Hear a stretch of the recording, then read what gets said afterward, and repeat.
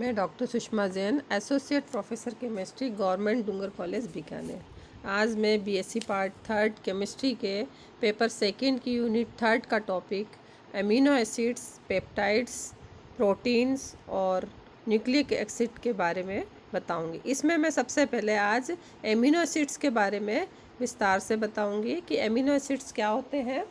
Amino acids जो है वो प्रोटीन की सबसे छोटी यूनिट है, स्मॉलेस्ट यूनिट है। हम इनको मोनोमर भी कह सकते हैं। प्रोटीन जो है हमारे शरीर के मुख्य भाग है। हमारे शरीर में जितने भी मांसपेशियां हैं, रक्त है, नाड़ियां हैं, हार्मोन्स हैं, एंजाइम्स हैं, उन सभी का जो प्रमुख भाग है वो प्रोटीन का बना हुआ होता है। तो जो एमिनो एसिड्स हैं वो आपस में जुड़कर पेप्टाइड्स बनाते हैं। पेप्टाइड्स आपस में जुड़कर पॉलीपेप्टाइड्स बनाते हैं और पॉलीपेप्टाइड्स आपस में जुड़कर प्रोटीन बनाते हैं। यानी हम कह सकते हैं कि अगर हम प्रोटीन को हाइड्रोलाइज करें, उसका जल अपघटन करें, तो पहले पॉलीपेप्टाइड्स बनते हैं, फिर और पॉलीपेप्टाइड्स को हाइड्रोलाइज करें यानी कि जल अपघटन कर दें तो पेप्टाइड प्राप्त होते हैं और पेप्टाइड का जल अपघटन करने पर हमको अल्फा एमिनो एसिड्स प्राप्त होते हैं। यानी जो प्रोटीन है उसकी सबसे स्मॉलेस्ट यूनिट है अल्फा एमिनो एसिड्स, या बीटा अमीनो एसिड भी हो सकता है, ज़रूरी नहीं यहाँ पर अल्फ़ा हो। यानी कि एमिनो एसिड्स जो है वो इनकी प्रोटीन की सबसे स्मॉलेस्ट यूनिट है। तो एमिनो एसिड जैसा कि नाम से स्पष्ट है कि वे यौगिक जिनमें कि एक अणु में एक या एक से अधिक एमिनो ग्रुप हो, साथ ही एक या अधिक कार्बोक्सिलिक ग्रुप हो। यानी कि एमिनो ग्रुप और कार्बोक्सिलिक ग्रुप दोनों उपस्थित हैं, तब हम उससे कहते हैं amino acid. Amino acid 23 types के हैं, 23 प्रकार के हैं। इनमें से 10 एमिनो एसिड ऐसे हैं जिन्हें हम कहते हैं इसेंशियल एमिनो एसिड्स या अति आवश्यक एमिनो अम्ल। इन्हें अति आवश्यक इसलिए कहते हैं क्योंकि ये एमिनो अम्ल शरीर को चलाने के लिए बहुत आवश्यक है। ये इन अमीनो एसिड को जो हमारा शरीर है वो सिंथेसाइज नहीं कर पाता, संश्लेषित नहीं कर पाता, इसलिए इन अमीनो एसिड्स को शरीर में बाहर से दिया जाता है। और अगर इन अमीनो एसिड्स की शरीर में कोई कमी हो जाती है तो कई तरह के रोग भी उत्पन्न हो जाते हैं। तो ये जो 10 अमीनो एसिड्स हैं ये हमारे शरीर के लिए बहुत अधिक आवश्यक है। तो कौन से 10 एमिनो एसिड हैं जिनको कि हम एसेंशियल एमिनो एसिड्स कहते हैं? वो हैं arginine plus arginine, minus histidine, minus leucine, plus isoleucine, plus lysine, minus methionine, minus phenylalanine, minus threonine, minus tryptophan and plus valine. ये जो 10 अमीनो एसिड है ये हमारे शरीर के लिए बहुत अधिक आवश्यक है। चूँकि ये हमारे शरीर में संश्लेषित नहीं होते हैं इसलिए इन्हें बाहर से भोजन के रूप में शरीर को दिया जाता है ताकि इनकी कमी से हमें किसी प्रकार के कोई रोग उत्पन्न न हो। आइए हम देखते हैं कि अब एमिनो एसिड को हम किस तरह से वर्गीकृत कर सकते हैं। एमिनो एसिड को एमिनो ग्रुप और कार्बोक्सिल समूह की स्थिति के आधार पर वर्गीकरण किया जा सकता है। इसके COH ग्रुप और NH2 समूह की स्थिति के आधार पर एमिनो एसिड्स को 3 प्रकार में वर्गीकृत किया गया है। अगर एमिनो एसिड की स्थिति COH ग्रुप के अल्फा पोजीशन पर हो तब हम उसे कहते हैं अल्फा एमिनो एसिड। जैसे कि यहाँ पे दिखाया है ये COH ग्रुप है, इसका ये वाला carbon atom alpha carbon atom है, तो इस पर NH2 ग्रुप प्रेजेंट है, इसलिए इसको हम कहेंगे अल्फा एमिनो एसिड। इसका नाम है alpha amino propionic acid. Beta amino acids, अगर COH ग्रुप के बीटा कार्बन एटम पर NH2 ग्रुप उपस्थित है तब हम उसे कहेंगे बीटा एमिनो एसिड। जैसे कि यहाँ पे दिखाया है ये COH ग्रुप, इसका ये carbon atom alpha carbon atom होगा और ये बीटा कार्बन एटम पर अमीनो ग्रुप प्रेजेंट है, इसलिए ये कहलाएगा बीटा एमिनो एसिड और इसका नाम होगा, चूँकि 3 कार्बन एटम की चेन है, तो बीटा एमिनो प्रोपियोनिक एसिड। तीसरा जो प्रकार है वो है गामा एमिनो एसिड्स। अगर एमिनो ग्रुप कार्बोक्सिलिक ग्रुप के गामा पोजीशन पर है तब हम उसे कहेंगे गामा एमिनो एसिड। जैसा कि इसमें एग्जांपल्स में दिखाया है, ये COH ग्रुप का अल्फा कार्बन एटम ये, बीटा ये और गामा ये, यहाँ पर ये एमिनो ग्रुप प्रेजेंट है, इसलिए ये हुआ गामा एमिनो एसिड। और जो कि कितने कार्बन एटम की श्रृंखला है यहाँ पर? 4 कार्बन एटम की श्रृंखला है, तो गामा एमिनो ब्यूटायरिक एसिड इसका नाम है।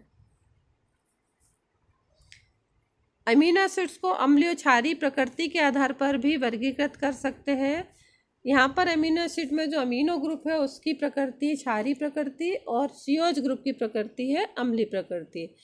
तो यदि किसी अमीनो अम्ल में NH2 समूह और COH समूह दोनों की संख्या बराबर है, तब हम वहाँ पर कहेंगे कि अमीनो एसिड उदासीन है, क्योंकि अम्लीय प्रकृति क्षारीय प्रकृति को पूर्ण रूप से उदासीन कर देगी। अगर मान लीजिए किसी अमीनो एसिड में NH2 समूह की संख्या COH समूह से ज़्यादा है, तब उस अमीनो एसिड की जो प्रकृति है वो क्षारीय प्रकृति होगी। और यदि मान लीजिए किसी अमीनो एसिड में COH समूह की संख्या NH2 समूह से अधिक है, तो उस अमीनो समूह की जो प्रकृति होगी वो अम्लीय प्रकृति होगी। तो इस आधार पर हमने 3 भागों में विभाजित किया गया है। पहला है उदासीन अमीनो एसिड, जिसमें कि मैंने कहा है कि NH2 समूह की संख्या और COH समूह की संख्या बराबर होगी एक दूसरे के। ये दोनों एक दूसरे की प्रकृति को न्यूट्रल कर देंगे, इसलिए ये न्यूट्रल अमीनो एसिड होंगे। जैसे एग्जाम्पल के तौर पर ग्लाइसिन CH2NH2 COH, इसमें एक COH ग्रुप है और एक ही NH2 ग्रुप है, इसलिए ये उदासीन प्रकृति का होगा। एलेनिन में भी एक NH2 समूह है और एक COH समूह है, इसलिए एलेनिन भी उदासीन प्रकृति का होगा और हम इससे कहेंगे उदासीन अमीनो एसिड। दूसरे प्रकार है क्षारीय अमीनो एसिड। NH2 समूह की संख्या COH समूह की संख्या से अधिक होती है इन अमीनो एसिड्स में। जैसे कि एग्जाम्पल के तौर पर लाइसिन में NH2 समूह है एक और एक, ये दो अमीनो समूह है और COH समूह है एक। तो चूंकि अमीनो समूह की संख्या COH समूह से अधिक है, तो ये क्षारीय अमीनो एसिड है लाइसिन। और अर्जिनिन में भी अमीनो समूह की संख्या COH समूह से अधिक है, इसलिए अर्जिनिन भी क्षारीय अमीनो एसिड है। तीसरा जो प्रकार है अम्लीय अमीनो एसिड की COH समूह की संख्या NH2 समूह की संख्या से अधिक है, तो हम उस अमीनो एसिड को कहेंगे अम्लीय अमीनो एसिड। जैसे कि एग्जाम्पल के तौर पर ग्लूटामिक एसिड, जिसमें कि COH समूह की संख्या है 2 और NH2 समूह की संख्या है 1, तो हम इसे कहेंगे अम्लीय अमीनो एसिड। इसी प्रकार से एस्पर्टिक एसिड में COH समूह की संख्या है 2 और अमीनो समूह की संख्या है 1, तो ये भी अम्लीय अमीनो एसिड का एग्जाम्पल होगा। तो इस तरह से हम अमीनो एसिड को प्रकृति के आधार पर 3 भागों में बांट सकते हैं: अम्लीय अमीनो अम्ल, क्षारीय अमीनो अम्ल और उदासीन अमीनो अम्ल। अब देखते हैं कि अमीनो एसिड्स की अल्फा अमीनो एसिड्स के संश्लेषण की कौन कौन सी विधियां हैं, हम अमीनो एसिड को किस प्रकार से संश्लेषित कर सकते हैं। पहली विधि है पर्किन विधि। इस विधि में अल्फा अमीनो एसिड की रिएक्शन अमोनिया के साथ की जाती है और हमें अमीनो एसिड्स प्राप्त होते हैं। यहाँ पर यह क्लोरो एसिटिक एसिड लिया है, इसकी रिएक्शन जब अमोनिया के साथ गर्म किया जाता है इसको, तो हमें ग्लाइसिन प्राप्त होता है NH2 CH2 COH, साथ ही बनता है अमोनियम क्लोराइड। सबसे पहले इस विधि को पर्किन नामक वैज्ञानिक ने खोजा था, इसलिए इसके नाम पर इसको रखा गया है पर्किन विधि। दूसरी विधि है गैब्रियल थैलेमाइड संश्लेषण। इसमें पोटेशियम थैलेमाइड की अभिक्रिया अल्फा ब्रोमो एल्केनॉइड के साथ की जाती है। देखिए किस प्रकार से रिएक्शन होती है। जब पोटेशियम थैलेमाइड की अभिक्रिया अल्फा ब्रोमो एल्केनॉइड से की जाती है, तो यहाँ से एक KBr बाहर निकल जाता है, पोटेशियम ब्रोमाइड, और ये पूरा रेस्ट मॉलिक्यूल, इसमें जो अल्फा ब्रोमो एल्केनॉइड का जो रेस्ट मॉलिक्यूल है वो नाइट्रोजन पर आकर ऐड हो जाता है और हमें ये कंपाउंड प्राप्त होता है। इसको जब NaOH के साथ अभिक्रिया करते हैं और फिर हाइड्रोजन क्लोराइड के साथ अभिक्रिया करते हैं, तो हमें एमिनो एसिड्स प्राप्त होते हैं, साथ में थैलिक एसिड बनता है। तो हम गैब्रियल थैलेमाइड अभिक्रिया के द्वारा हम एमिनो एसिड को सिंथेसाइज कर सकते हैं। इस अभिक्रिया में अगर हम अल्फा ब्रोमो एल्केनॉइड के स्थान पर एथिल ब्रोमो एसीटेट लेते हैं, तो हमें ग्लाइसिन प्राप्त होता है। यहाँ जो एमिनो एसिड बना है वो ग्लाइसिन बन जाएगा, NH2 CH2 COH। तीसरी जो विधि है, हम मेलोनिक एस्टर से एमिनो एसिड का संश्लेषण कर सकते हैं। ये मेलोनिक एस्टर है, इसकी अभिक्रिया पहले सोडियम इथॉक्साइड से करते हैं तो मेलोनिक एस्टर का एनायन प्राप्त होता है हमें या और फिर जब हम उसकी रिएक्शन मेथिल ब्रोमाइड से के साथ करते हैं तो मेलोनिक एस्टर का जो एनायन प्राप्त हुआ था फर्स्ट रिएक्शन के दौरान उसका एल्काइलेशन हो जाता है और हमें प्राप्त होता है CH3CH COC2H5 इसको जब KOH और हाइड्रोजन क्लोराइड के साथ अभिक्रिया करते हैं तो यहाँ पर हाइड्रोलिसिस हो जाती है और हमें यहाँ प्राप्त हो जाता है CH3CHCOH CO और COH और 2 मोल एथिल अल्कोहल के बाहर निकल जाते हैं। अब ये डाइकार्बोक्सिलिक एसिड की अभिक्रिया ब्रोमीन के साथ कराते हैं यानी कि ब्रोमिनेशन करते हैं तो यहाँ से 1 मोल हाइड्रोजन ब्रोमाइड का बाहर निकल जाता है और ब्रोमीन यहाँ पर ऐड हो जाता है और यहाँ से जो H था वो HBr के रूप में बाहर निकल गया, बन गया CH3CBr COH होल 2। इसको जब हम गर्म करते हैं तो यहाँ से एक CO2 बाहर निकल जाती है और बन जाएगा CH3CHBr COH जैसा कि यहाँ पर बना है CH3CHBr COH। इसकी अभिक्रिया जब हम अमोनिया के साथ करते हैं तो इसमें से 1 मोल हाइड्रोजन ब्रोमाइड का बाहर निकल जाता है और हमें अल्फ़ा एमिनो प्रोपियोनिक एसिड प्राप्त होता है जिसका जनरल नाम है एलेनिन। तो हम मेलोनिक एस्टर से भी अल्फ़ा एमिनो एसिड्स का संश्लेषण कर सकते हैं। चौथी मेथड है स्ट्रेकर संश्लेषण। स्ट्रेकर विधि के द्वारा, स्ट्रेकर साइंटिस्ट का नाम है, साइंटिस्ट ने ये वाली मेथड दी थी इसलिए इसके नाम पर इसको बोला जाता है स्ट्रेकर संश्लेषण। इसमें एल्डिहाइड लेते हैं जैसा कि यहाँ पे लिया एसिटल्डिहाइड और उसकी रिएक्शन हाइड्रोजन साइनाइड के साथ कराते हैं तो यहाँ पर एडिशन रिएक्शन हो जाता है और एडिशन रिएक्शन के द्वारा साइनोहाइड्रिन प्राप्त होता है। यहाँ पर प्राप्त हो गया CH3CHOHCN। इसकी रिएक्शन जब अमोनिया के साथ कराते हैं तो यहाँ से 1 मोल वाटर का बाहर निकल जाता है और एमिनो नाइट्राइल प्राप्त होता है। इस अमीनो नाइट्राइल की अभिक्रिया जब वाटर के साथ हाइड्रोलाइज कराते हैं इसको तो अल्फ़ा एमिनो एसिड्स प्राप्त होते हैं जैसा कि यहाँ बना है CH3CHNH2COH। इसका जनरल नेम है एलेनिन या हम इसको कह सकते हैं alpha amino propionic acid. Next तो मेथड है अल्फ़ा एमिनो एसिड्स बनाने की कर्टियस मेथड है। कर्टियस अभिक्रिया के द्वारा भी हम अल्फ़ा एमिनो एसिड्स प्राप्त कर सकते हैं। इसमें स्टार्टिंग मटेरियल जो है वो मेलोनिक एस्टर है। इसको सबसे पहले हम सोडियम इथॉक्साइड्स के साथ अभिक्रिया करके इसका एक एनायन प्राप्त कर लेंगे CH- और उसकी रिएक्शन करेंगे। फिर सेकंड रिएक्शन होगी एल्किल हैलाइड के साथ तो एल्काइलेशन हो जाएगा। जो एनायन यहाँ पे प्राप्त हुआ था C2H5ONA की अभिक्रिया के दौरान वहाँ CH- पर R आकर लग जाएगा यानी कि मेलोनिक एस्टर का एल्काइलेशन हो जाएगा और हमको एल्काइलेटेड मेलोनिक एस्टर प्राप्त हो जाएगा। ये RCH COC2H5 COO-C2H5।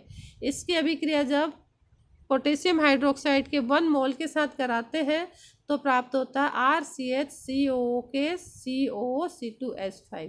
इस रिएजेंट की अभिक्रिया हाइड्रोजन के साथ और फिर नाइट्रस अम्ल के साथ कराते हैं तो अम्ल एजाइड बनते हैं RCH COH CON3 और फिर जब इस अम्ल एजाइड की अभिक्रिया इथाइल अल्कोहल के साथ कराते हैं तो ये अभिक्रिया कहलाती कर्टियस अभिक्रिया और प्राप्त होता RCH COH NH COO-C2H5। इसको जब HCl के द्वारा हाइड्रोलाइज करते हैं यानी जल अपघटन करते हैं तो alpha amino acids RCH NH2 प्राप्त होता है।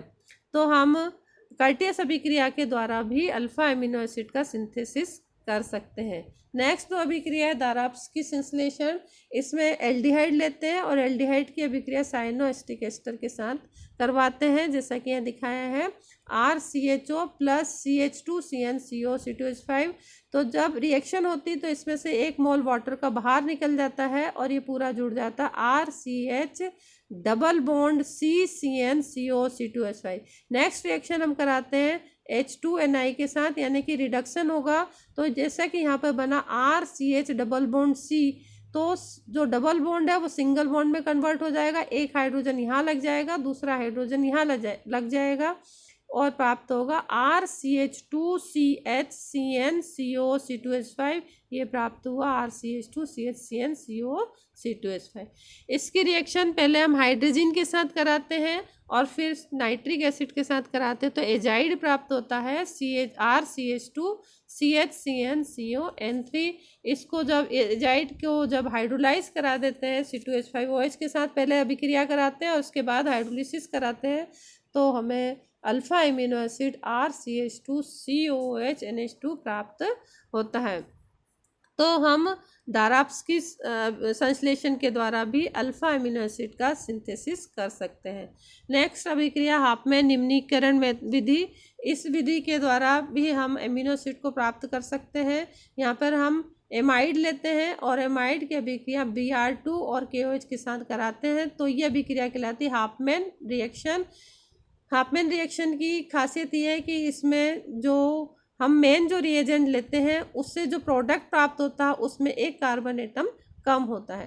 तो जब RCHCO2H5CnH2 की अभिक्रिया Br2 और KOH के साथ करवाने पर यहाँ पे हमें प्राप्त होगा RCHCO2H5NH2। यहाँ पे देखिए एक कार्बन एटम कम हो गया मेन रिएजेंट के से की अपेक्षा। यहाँ पे जो रिएजेंट हमने काम में लिए रिएक्टेंट, यहाँ पर NH2 है, यहाँ पर CONH2 है। जब हम इसको हाइड्रोलाइज करेंगे तो हमें प्राप्त होगा एमिनो एसिड RCHNH2COOH।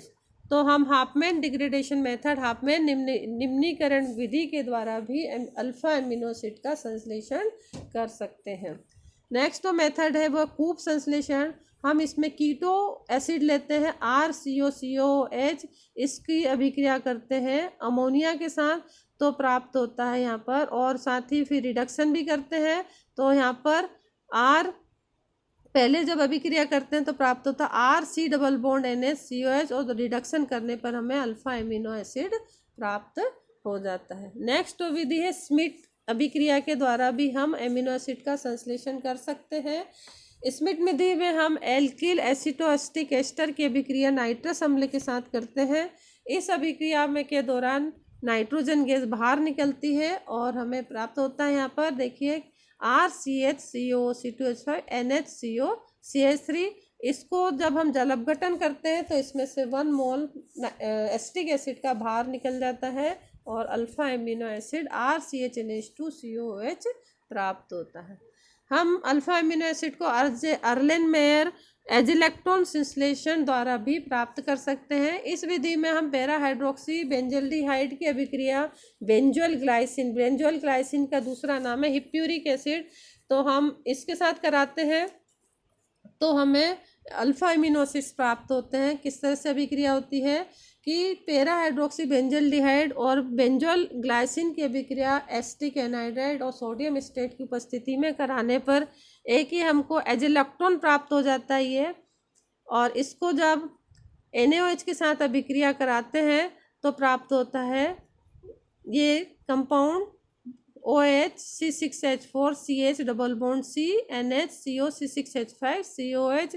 इसको जब NaHG के द्वारा रिडक्शन कराएंगे तो एक हाइड्रोजन यहाँ पर ऐड हो जाएगा, एक हाइड्रोजन यहाँ ऐड हो जाएगा और हमें प्राप्त हो जाएगा ये कंपाउंड C। यहाँ पर जहाँ जो डबल बॉन्ड था वहाँ सिंगल बॉन्ड हो जाएगा, और यहाँ जहाँ CH था वहाँ CH2 और यहाँ C था वहाँ CH हो जाएगा और ये हमें कंपाउंड प्राप्त हो जाएगा। इसको जब हम हाइड्रोलाइज कराएंगे, इसको जब जल अपघटित कराते हैं तो अल्फा एमिनो एसिड जिसका नाम है टायरोसिन ये प्राप्त हो जाता है, साथ ही 1 मोल बेंजोइक एसिड का भी प्राप्त होता है।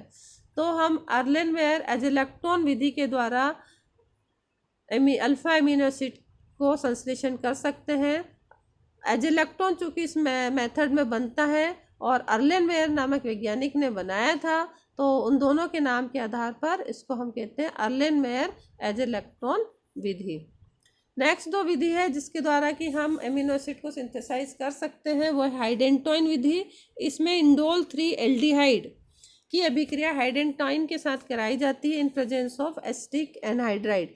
तो यहाँ पर संघनन अभिक्रिया होती है, 1 मोल वाटर का बाहर निकल जाता है और बाहर निकल के ये यहाँ पर ये पूरा की पूरा मॉलिक्यूल जुड़ जाएगा इंडोल 3 एल्डिहाइड के साथ हाइडेंटोइन का मॉलिक्यूल, और ये कंपाउंड प्राप्त होगा। इसकी जब रिडक्शन करेंगे तो रिडक्शन के द्वारा यहाँ पर जो डबल बॉन्ड था वो सिंगल बॉन्ड में कन्वर्ट हो जाएगा, एक हाइड्रोजन यहाँ ऐड हो जाएगा, दूसरा हाइड्रोजन यहाँ ऐड हो जाएगा और हमें नेक्स्ट कंपाउंड ये प्राप्त हो जाएगा। इसको जब हम HCl के द्वारा जल अपघटित करेंगे तो जल अपघटन के द्वारा हमको यहाँ पर ट्रिप्टोफैन प्राप्त होगा और साथ ही 1 मोल अमोनिया का और कार्बन डाइऑक्साइड का बाहर निकल जाएगा। तो हाइडेंटॉन विधि के द्वारा हम एमिनो एसिड्स को प्राप्त कर सकते हैं। नेक्स्ट जो विधि है वो बुकरर हाइडेंटोइन विधि, जो कि हाइडेंटोइन विधि का ही मॉडिफाइड रूप है। इसमें हमने हाइडेंटोइन को सीधे अप्लाई किया था, सीधे इंडोल 3 एल्डिहाइड के साथ अभिक्रिया की थी, लेकिन बुकरर हाइडेंटोइन विधि में जो हाइडेंटोइन है वो अमोनियम कार्बोनेट और सोडियम साइनाइड की अभिक्रिया जली इथेनॉल विलयन में कराकर और फिर उसकी अभिक्रिया अगर हम ऑक्सो यौगिक से कराते हैं तो 5 प्रतिस्थापी हाइडेंटोइन प्राप्त होते हैं। इस 5 सब्स्टिट्यूटेड जो हाइडेंटोइन है इसकी अभिक्रिया फिर इसके साथ इंडोल 3 एल्डिहाइड के साथ कराने पर अथवा कोई दूसरे एल्डिहाइड के साथ कराने पर हमें अल्फा एमिनो एसिड प्राप्त होते हैं। तो देखिए यहाँ पर ये एल्डिहाइड लिया है, एल्डिहाइड की अभिक्रिया NaCN और अमोनियम कार्बोनेट के साथ कराने पर ये 5 सब्स्टिट्यूटेड हाइडेंटोइन प्राप्त हुआ। इसको जब हाइड्रोलाइज किया तो यहाँ पर अल्फा एमिनो एसिड्स प्राप्त हो गया। इस विधि के द्वारा मेथियोनिन बनाया जा सकता है। मेथियोनिन एक एमिनो एसिड्स है। इसके लिए मेथिल थायोल की अभिक्रिया CH2 डबल बॉन्ड CH के साथ एक्राइल एल्डिहाइड के साथ की जाती है। तो यहाँ पे कंडेंसेशन हो जाता है, रिएक्शन पिरिडीन की उपस्थिति में की जाती है और बनता है CH3S CH2 CHO। इसकी अभिक्रिया जब NaCN और अमोनियम कार्बोनेट के साथ की जाती है तो ये दोनों जो रिएजेंट हैं ये मिलकर इसके साथ अभिक्रिया करके और ये बनाते हैं एक हाइडेंटोइन, जिसमें कि 5 पोजीशन पर सब्स्टिट्यूटेड रिंग है, सब्स्टिट्यूटेड चेन है यहाँ पर।